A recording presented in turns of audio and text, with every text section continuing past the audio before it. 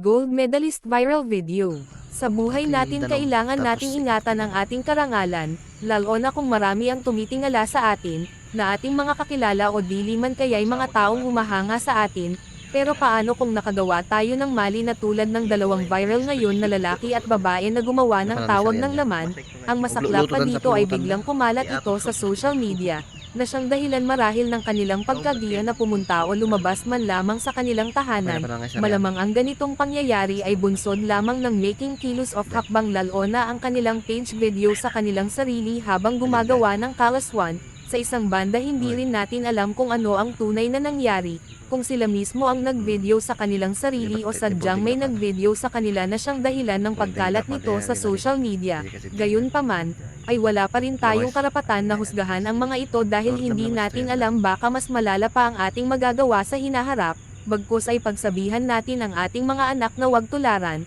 o dili kaya'y huwag nang ipakalat ang naturang video, para sa ganun ay hindi na kumalat pa, na habang pinagnanasaan na pinapanood, may pagkasisi at pangpapahiya sa mga taong involved dito. Iwasan natin ang mga ganitong gawain lalo na ang page video sa sarili habang lugmok sa tawag ng laman, para hindi maging kahiyahiya sa mga darating na araw.